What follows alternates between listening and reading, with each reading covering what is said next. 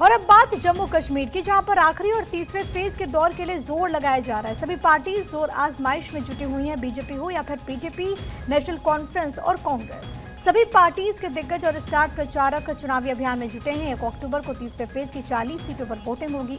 अमित शाह ने आज जहां जम्मू कश्मीर में 5 अलग अलग जगहों पर चुनावी रैली की, तो वहीं दूसरे फेज में चुनावी रण में बीजेपी के फायर ब्रांड नेता और यूपी के सीएम योगी आदित्यनाथ की एंट्री भी हुई। आज जम्मू कश्मीर में योगी आदित्यनाथ ने 3 जनसभाएं की। जैसे ही योगी ने माइक थामा, उसकी गूंज पड़ोसी देश पाकिस्तान तक सुनाई दी। इस्लामाबाद टू रावलपिंडी तक योगी की दहाड़ सुनकर आतंकी और उनके आका कांप उठे। योगी ने पाकिस्तान को मानवता के लिए कैंसर बताया। योगी ने कहा कि पाकिस्तान से दुनिया को मुक्ति मिलनी चाहिए। योगी ने कांग्रेस और एनसी अलायंस पर भी हमला बोला और कहा कि कांग्रेस पाकिस्तान समर्थित दलों के साथ है। क्या कांग्रेस अलगाववाद को बढ़ावा देना चाहती है? आज सीएम योगी छंब विधानसभा में जनसभा करने वाले थे, लेकिन खराब मौसम की वजह से उनकी रैली पर ब्रेक लग गया। हालांकि सीएम योगी ने जम्मू के रामगढ़ से ही मोबाइल के जरिए जनता को संबोधित किया। कहा कि 3 साल के अंदर भारत दुनिया की तीसरी अर्थव्यवस्था बनेगा और जम्मू कश्मीर भी विकास के पथ पर आगे बढ़ेगा।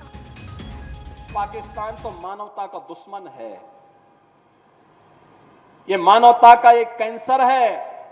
इस कैंसर से दुनिया को मुक्ति मिलनी ही चाहिए। क्या कांग्रेस कश्मीर के युवाओं की कीमत पर पाकिस्तान के साथ वार्ता करके फिर से अलगाववाद को बढ़ावा देने का समर्थन करती है?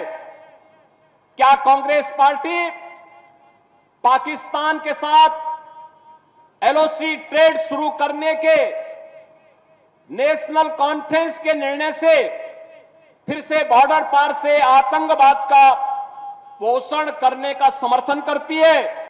3 वर्ष के अंदर भारत दुनिया की तीसरी बड़ी अर्थव्यवस्था बनेगा। इन स्थितियों में जम्मू कश्मीर भी विकास, सुरक्षा और सुशासन की योजनाओं का लाभ प्राप्त कर सके।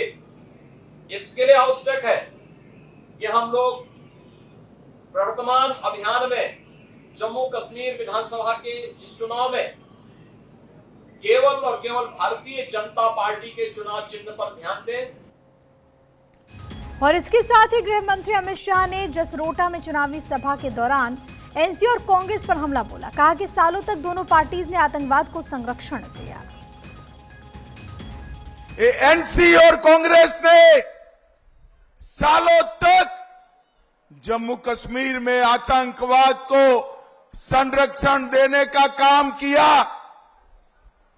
40 साल तक आतंकवाद को ताकत देते रहे।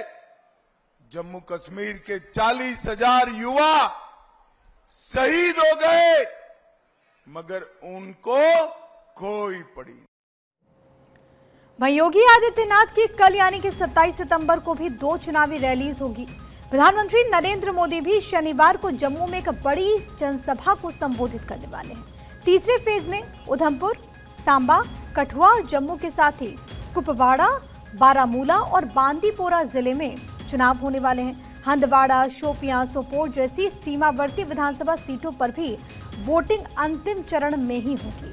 दरअसल जम्मू कश्मीर के 90 विधानसभा सीटों में से 50 सीटों पर चुनाव हो गया, लेकिन जो 40 सीटें बची हैं उन्हीं में से बीजेपी को सबसे ज्यादा उम्मीद है, क्योंकि यहीं से बीजेपी को बढ़त मिल सकती है। यानी ये 40 सीटें बीजेपी के लिए टर्निंग पॉइंट और एडवांटेज बन सकती हैं।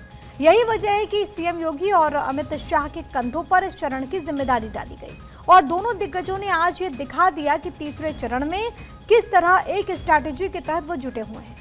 तीसरे और आखिरी फेज में 40 विधानसभा सीटों पर वोटिंग है, जिसमें 26 सीटें जम्मू, 14 सीटें कश्मीर की। असली लड़ाई तो जम्मू के हिंदू बेल्ट की सीटों पर मानी जा रही है। तीसरे फेज में जिन सीटों पर वोटिंग होने वाली है, अलग अलग समीकरण है। कहीं लोकल मुद्दे हावी हैं, कहीं बेरोजगारी, कभी कनेक्टिविटी एक मुद्दा है। जम्मू रीजन में पार्टीज की फाइट में राष्ट्रीय मुद्दे, सुरक्षा, कश्मीर घाटी में विस्थापितों का पुनर्वास मुद्दा बन रहा है। वोटों की गिनती 8 अक्टूबर को होगी और उसी दिन चुनावी नतीजों का ऐलान भी हो जाएगा।